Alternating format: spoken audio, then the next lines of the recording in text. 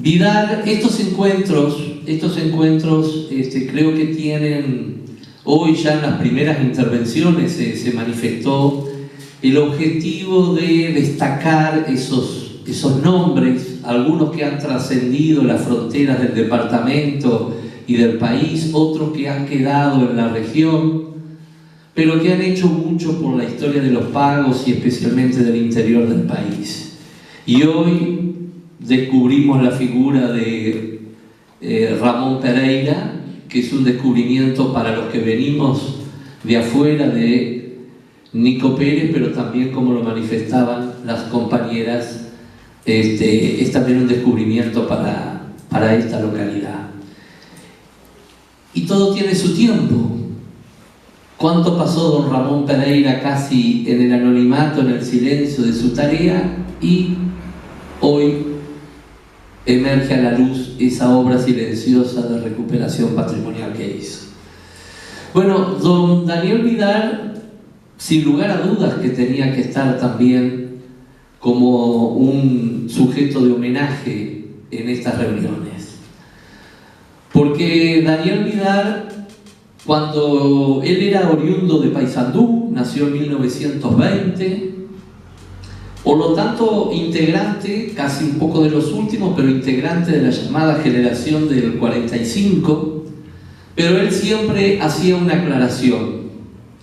Yo tuve la suerte también de conversar algunas veces con don Daniel y expresarle mi agradecimiento y mi admiración por su trabajo. Y él siempre decía, yo fui coetáneo de la generación del 45, pero no contemporáneo.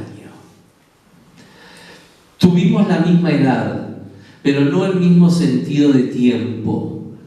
Porque la generación del 45, y no toda la generación del 45, ya sabemos que es una generación muy compleja y muy diversa, pero seguramente la espuma de esa generación, los que tuvieron más notoriedad, fue una generación profundamente montevideana, capitalina, y que miró con mucho desdén, casi como una etapa histórica y cultural superada, todo lo que tuviera que ver con el medio rural. Eran como remanescentes de tiempos idos, en algún caso hasta de barbarie, que mejor convenía olvidar. Unamuno decía que hay hombres cosmopolitas y hombres universales. También la coincidencia, los dos citamos a este fantástico vasco. Los hombres cosmopolitas son aquellos que creen de que estar en el mundo y en su tiempo es solamente aferrarse a las novedades y a los caminos de pensamiento y de reflexión que vienen del mundo central. Los hombres universales, decía Unamuno, son aquellos hombres que quieren estar en su tiempo, en su época, pero a partir de estar bien parados en su propia tierra, en su propia cultura y con su propia identidad. Esa me parece que es una diferencia fundamental y que en buena medida puede ayudar para interpretar entonces estas tendencias del tiempo que le toca vivir a Vidal cuando llega a Montevideo en la década de 1940. Y cómo logra sustraerse a ese clima tan potente de esa generación tan ilustrada y evidentemente un orgullo para el Uruguay, con un conocimiento, con un saber universal que les permitió, cuando se tuvieron que exiliar, destacarse en las universidades del exterior. Pero sin embargo, Vidal logra en buena medida sustraerse a ese encantamiento de esa actitud cosmopolita y va a comenzar a transitar un camino de hombre de cultura realmente universal. Y hay dos raíces que me parece, o dos causas que me parece que influyen mucho en él para haber tenido esa personalidad y ese juicio tan claro, siendo tan joven, de que el camino del desarrollo nacional iba por un sentido también de conocimiento de lo propio. Y es que era un hombre del interior, un hombre que vivió hasta los 20 y pocos años en Paysandú y sobre todo en mucho contacto con el campo de Paysandú. Por ahí va a recordar que el amor al caballo le nacieron del Chingolo y el Chifula, sus dos caballos que le mostraron la riqueza de ese animal tan noble y de la relación tan especial que entre ese animal y los hombres existe. Relación que todavía hoy, por actitudes excesivamente cosmopolitas, vemos cuestionados también desde el mismo lugar que en el 45.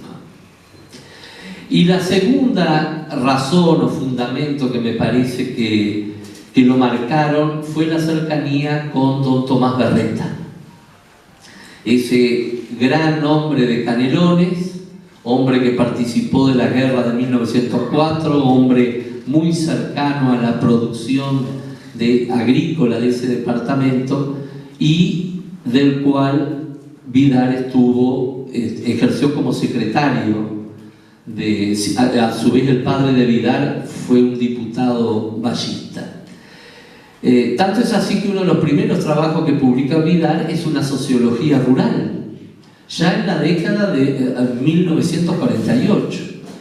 Y si ustedes repasan el índice que hizo Luis Alberto Musso del suplemento dominical de El Día, ahí van a encontrar las primeras publicaciones de Daniel Vidar de la década del 50 y primeros años de los 60, donde ya todo ese universo, el universo del Uruguay rural, del rancho, del gaucho, de la cultura del caballo, de las costumbres, las tradiciones, los oficios, todo ese mundo ya está en ese Vidar temprano. También está el interés de Vidar por una mirada que rompa aquella visión tan fuerte de que el Uruguay era una isla y que estábamos en América Latina por un contrasentido de la historia. La mirada de Vidar va a ser siempre una mirada latinoamericana, continental. Incluso hay estudios tempranos muy interesantes comparando la cultura del vaquero de las llanuras norteamericanas con la cultura del vaquero gaucho de las llanuras del sur. Pero también entonces con ese sentido latinoamericano van a surgir los estudios sobre las culturas precolombinas, sobre Tiahuanaco, los mochicas, los olmecas, Teotihuacán y tantos otros trabajos. También su interés por el tango, por todas las manifestaciones culturales, porque de una manera autodidacta Vidar se va a ir forjando como lo que manifestó hoy Ágapo, como el gran fundador de la antropología cultural en el Uruguay. Y va a desarrollar una actividad docente muy importante.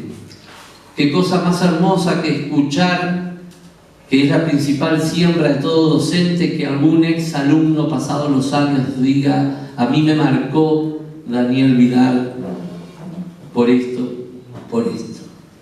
Y entre esos alumnos que tiene en el Instituto de Estudios Superiores, Vidar va a tener a un querido duraznense, amigo también, que lo recuerdo con mucho afecto, que ya no está entre nosotros, como fue Renzo Pi Ugarte, que va a desarrollar, como ustedes saben, una tarea de investigación muy importante.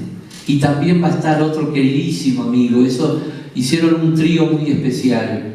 Alberto Cruz se va a poner contento, estoy seguro, cuando lo nombre, que es el gran geógrafo don Germán Bestein, que también ha realizado una trayectoria internacional valiosísima. Entonces, estamos hablando de un hombre con una trayectoria enorme, que empezó a recorrer el mundo, lo recorrió varias veces, como dijo él, con una curiosidad sin límites. Cuando uno lee sus trabajos siempre comienza con la raíz etimológica de las palabras y transmite la riqueza de conocer la etimología. ¿Me queda un minuto?